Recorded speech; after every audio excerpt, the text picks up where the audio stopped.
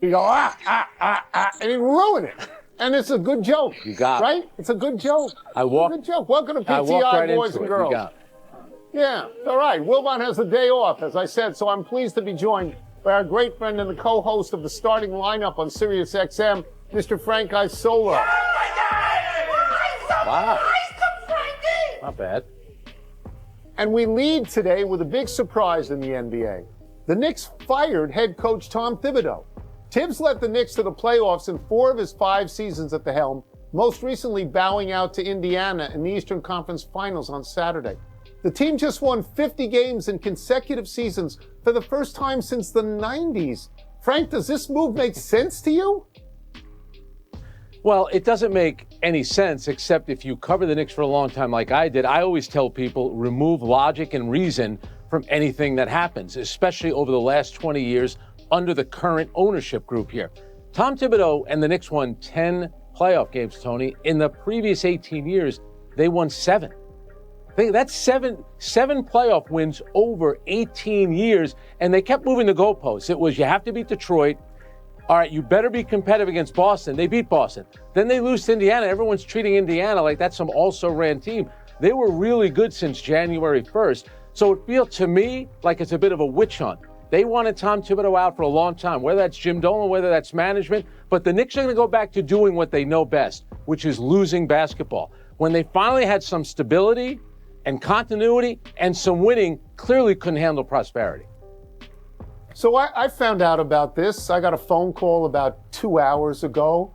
And I mean, your jaw drops. What? What are you talking about? They just had a really good year, the best year than they've had in a long time.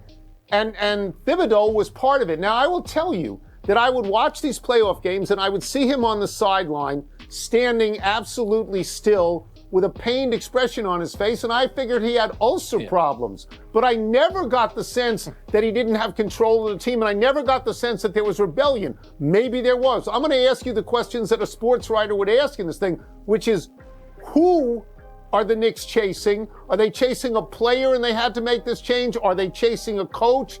Who is running the Knicks? Is it the owner in this case, or is it the general manager? And what is the aim here? Because Thibodeau did a good job by any objective measure.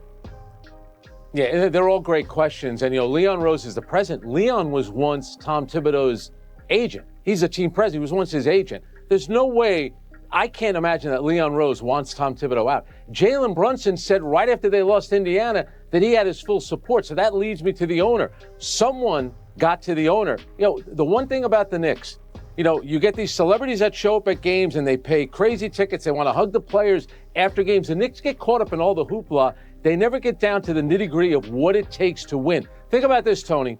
Minnesota has now lost back-to-back years in the Western Conference Finals. Is Chris Finch in trouble? Rick Carlisle got swept last year in the conference finals, blew a game 1. Keep that in mind, blew a game 1. Was Rick Carlisle in trouble? This is just the way the Knicks do business. How about these numbers? The last 2 years, Tom Thibodeau's won 17 playoff games. Steve Kerr's won 5. Ty Lue's won 5. Eric Spoelstra's won 1. There is no perfect coach out there. He did a good job, but for some reason for them, it wasn't good enough. I'll get you out of here on this, and it's the question anybody would ask to someone who knows about this. Is there someone they have in mind to coach this team, or did they just want to get rid of Thibodeau? I think right now, I don't think there's somebody that they have in mind. But you know what? Round up the usual suspects. What about Jay Wright, who coached a bunch of the players at Villanova? I've been hearing Jason Kidd's name. I don't know how they're going to get him out of Dallas, but there must be somebody out there now. I just think this all transpired in the last 48 hours. But it's shocking in a lot of ways, but it's typical of the way the Knicks do business. None of it ever makes sense. They finally had some stability and continuity, and it's not good enough for them. All right, we have a show to do. We move now to football because Wilbon took the day off, so we don't have to talk solely about the NBA other than Thibodeau. Washington quarterback Jaden Daniels was Rookie of the Year last year. His offensive coordinator, Cliff Kingsbury, said recently that he expects Daniels, quote, to take a big jump, unquote, this season. Frank, do you? I really do. And it's funny, we're talking about these organizations, and this organization as well as anybody, and they changed ownership. And you think about the way things have changed there. They got the right coach in, but we know how it works in football. you got to get the quarterback. And Jaden Daniels, first of all, they say he's bulked up, and that was the one thing that I always worried about. You look at him, he's slight. He has all the tools. He's smart. He's committed to winning. He's a leader. Everything is there for them. That's my biggest issue. Is he going to be durable enough? And you look at what Washington did. They went out and got Laramie Tunsil, all-pro, tackle, Deebo Samuel, so they've added weapons. They drafted a tackle. They drafted another receiver. They're doing all the right things, but you know this. That's the most important position in sports, and they got the right guy. Yeah, I'm not going to go into all the history here about why they like this guy and why they would have drafted him over Caleb Williams anyway, though Caleb Williams went to high school in Washington, D.C. Yeah. He was slight. He still is pretty slight. Everybody worries about Robert Griffin because Daniels likes to run. Griffin liked to run. He was slight. It ended his career. Okay, and Daniels ran last year. Daniels ran 148 times last year, 891 yards and 6 touchdowns. There is some sense he got hit, but he never got hurt enough to miss a game. There is some sense that he is bulking up a little, though in the pictures that you see, let's not make him into Arnold Schwarzenegger because he's not. He's not that big. So let's understand something. That Jaden Daniels exceeded even the most wild, optimistic projections for him.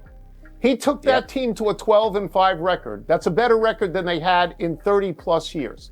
He took that team to the Eastern Conference Finals, which they hadn't done not the Eastern, I got the NBA on my mind. The NFC NFC championship game. And they hadn't done that in 30 years. He completed 69% of his passes. He had 25 touchdowns and 9 interceptions. So what I'm going to say now, I believe in my heart. If he just did that next year, that would be enough. People would be happy. Yeah. He doesn't have to make some big jump because he was just fine last year. The Washington team is going to be in primetime television 5 times this year for one reason. That reason is Jaden Daniels. Yeah. I mean, that's how good he was, and that's how happy people are with him, yes. And Tony, it was a national game last year early on in the season. Remember that game against Cincinnati? He went 21 of 23 in that game. And it seemed like the entire game, it was like a 4th and 3 or 4th and 4. He kept looking at the sideline saying, we're going for it. And he just gives off that type of air about him, that much confidence. And you just can tell that everyone on the team and in the organization has great belief in him. You got to be so lucky to get this guy. I don't think he's going to have a C.J. Stroud kind of second year where you take a bit of a step back. I think he's that good. I think there are great things in store for this guy.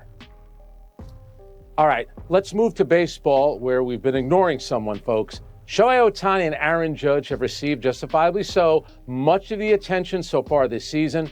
But Mariners catcher Cal Raleigh is back on the field tonight, tied with Ohtani for the league lead with 23 homers.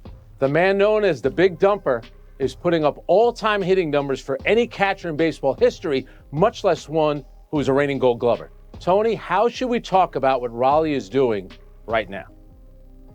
Oh, okay. The reason we talk about Ohtani and Judge is because they have a significant history of hitting a lot of home runs. Aaron Judge hit 58 home runs last year. 2 years before that, he hit 62 home runs. Shohei Ohtani hit 54 home runs last year. The year before, when he was still with the Angels, he hit 44. If I'm not mistaken, Raleigh hit 34 last year and 30 the year before that. So let's not make him into Ohtani and Judge just yet. It is true, it is hard to hit a lot of home runs and catch every day. You can't do it. The wear and tear on your body is such that you have to take another position every once in a while or do DH. But Mike Piazza hit a lot of home runs as a catcher. Johnny Bench hit a lot of home runs as a catcher. So did Carlton Fisk. Salvador Perez, I believe, 48 of Kansas City, hit 48 home runs as a catcher in one season. So while Raleigh should be congratulated, other guys have done this. The other thing to say, Frank, is we talk about Ohtani and we talk about Judge because they are charismatic players. If you stand anywhere near Ohtani, he's an oak tree. And Judge is bigger. Judge is 6'8" and 270, something like that. They are charismatic. A player known as the Big Dumper, that is not a charismatic nickname. It's a borderline obscene nickname at this point. He's great. He's a great catcher as well. He's like, at the moment, maybe second in OPS, second in total bases in the American League, second in something else, third in RBI. I mean, he's having a great year. Yeah. But it's June 3rd. Come to me in September. Tell me how many home runs he has, because I know those other guys will have 50. I know that. Yeah, and you know what happens too. You know, you get into late June, July, and August. It's hot out. I know he plays half his games in Seattle, but that's going to take a toll on him being a catcher and also trying to hit home runs. Yes. You mentioned the nickname. Yes. His mother also hates the nickname, but he is on pace. Did 64 home runs, and he has improved, Tony. Last year from the right side, he's a switch hitter. He batted under 200 from the right side. This year, he's at 296 from the right side, and. I got all these stats. I could go to my notes. They're all good. It's June 3rd. It's June 3rd. Okay? It's June 3rd. A lot of guys are on pace to hit something. Hang on. He second fastest to 100 behind Alex Rodriguez, right? And he's up there. He's done things that only Ken Griffey's done. They've had great players in Seattle. Griffey, A-Rod, Ichiro, Edgar Martinez. This guy's doing something which not a lot of those players have done. He's in pretty select company, and he plays catcher. I'll give you that.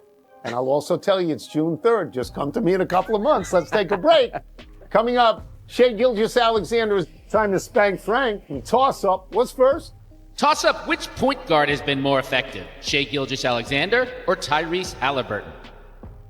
I'm going to say Tyrese Halliburton because I've seen him make shots that win games. I mean, he did it against Milwaukee, did it against Cleveland, he did it against New York. I haven't seen the other guy do that. Now, maybe the other guy doesn't need to do that. Maybe Oklahoma City is ahead by so much that you don't have to do it. But Halliburton, the shot goes up, the shot falls through, the buzzer sounds. Like, to me, that's very impressive. And also, Indiana is 7-0 when Halliburton scores more than 20 points in these playoffs. They're less when he doesn't. So it seems to me that as Halliburton goes, so goes Indiana. Yeah, and that shot that he hit in Game 1 and then the performance in Game 4, I'm still trying to figure out how he was an MVP of the Eastern Conference Finals. I think you would have voted for him. I know that I would have voted for him. I'm going to go with SGA from this standpoint, Shai Gilgeous-Alexander. They won 68 games during the regular season. They've already won 12. That equals 80. I'm bad at math, but that's 80. And he's averaging 29.8 points in just about 7 assists per game. And I'm going to, right now, the game that sticks out more than any other, Game 4 in Denver, Tony. They're down 2-1 in the series. They trail going into the fourth quarter. They lose that game. They're down 3-1. Their season might be over. He scores 9 points in that quarter. Denver only scored 18 as a team. OKC goes on to win that game. They've been off and flying since then. He has been the most effective because he keeps winning and he has a chance to do something magical. Regular season MVP, maybe finals MVP as well. Yeah. Again, the other guy, shot goes up, shot drops, buzzer sounds. What's next? Toss up more disruptive twosome, Connor McDavid and Leon Draisaitl, or Brad Marchand and Matthew Tkachuk? So I'm going to play this game in a literal sense. I'm going to concentrate on the word disruptive. And Marchand and Tkachuk are more disruptive because they're so physical, because they hit you, because they get in fights. Marchand used to, when he was in Boston, lick other players' faces. Draisaitl and McDavid don't do that. They're not about being physical. They're about scoring. At the moment, McDavid leads all playoff scorers with 26 points. Draisaitl is second with 25. They make hockey beautiful. The other two guys make hockey physical. You can choose whatever you want. They are four influential players. Yeah, I knew you were going to take those two. And the one thing about Tkachuk, he wants to be that guy. Almost like in the mold of Claude Lemieux, maybe a little, Theo Fleury. He's better. I think he's a better player than those guys. But he has a way of disrupting. But we are talking about two unbelievable players in Connor McDavid and Leon Draisaitl. And you mentioned the numbers about the point total. Remember, Edmonton has won 12 or 14. Connor McDavid has had a goal or an assist in 13 of those games, Draisaitl in 12 of the 14. So guess what? The game plan is to always disrupt them. How's it working out? The Oilers keep winning, and those two guys have been the two best players in the playoffs thus far. This is the exact matchup you want. If you're the NHL, this is what you want. You want these two teams. That's it. You saw it. Frank Schrank. Let's take one last break. Still to come. Oklahoma makes a late bid to Nadal.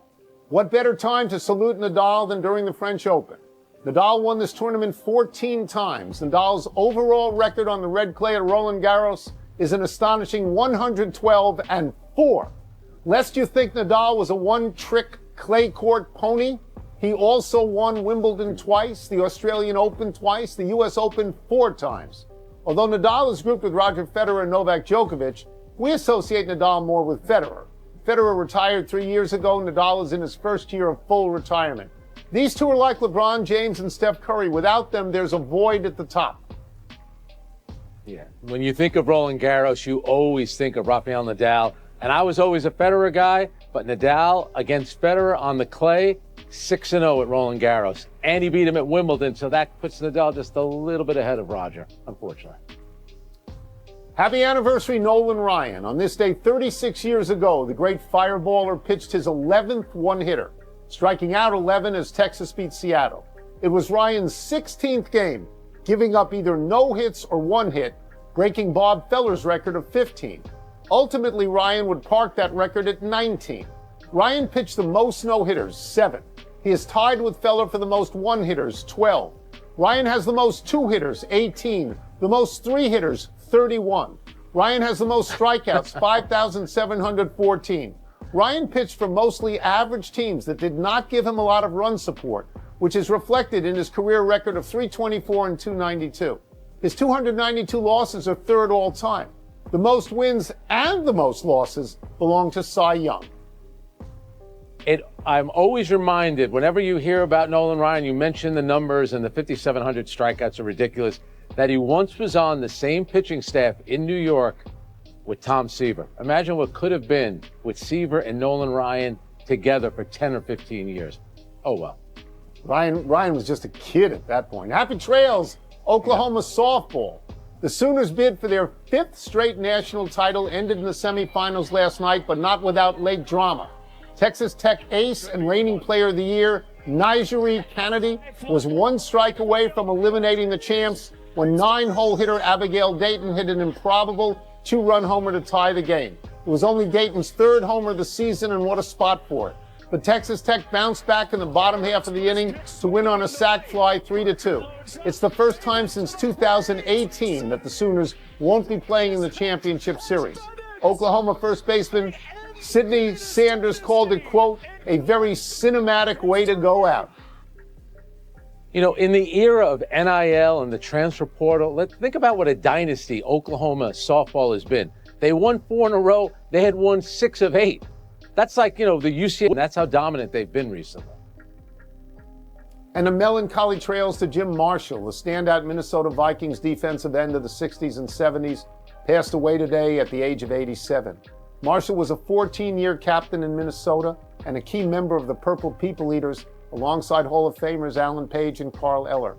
He set a then record for consecutive games played at 282, and he went down in NFL lore for picking up a fumble in a 1964 game and accidentally returning the wrong way for what he thought to be a Vikings touchdown, but was actually a 49ers safety. I got a chance to meet Jim Marshall. He was a lovely guy. Growing up here, maybe because both teams here were terrible, I actually was, believe it or not, a Vikings fan. Chuck Foreman was my guy, but I was a big fan of Jim Marshall. Let's go to the big finish if we could. The Rockies won yesterday. They now have 10 wins. Do you find that significant? It looked like there were about 10 people at the game. What's your favorite team? Comment below, and if you liked the video, please leave a like. This really helps the channel grow and brings you even more content. Oh, and if you're not subscribed yet, what are you waiting for? Click the subscribe button and activate the bell to receive all notifications. With each game, we notice that the NBA is getting more competitive every day, and all the teams are looking for reinforcements to win the championship. And only here can you follow your favorite team daily with incredible content from different sources. Here on the channel, there are new videos every day with analysis, curiosities, and the best moments in basketball. That's it for today, folks. Thanks for following along. The NBA doesn't stop, and neither do we. Until the next video. NBA, the passion that connects us.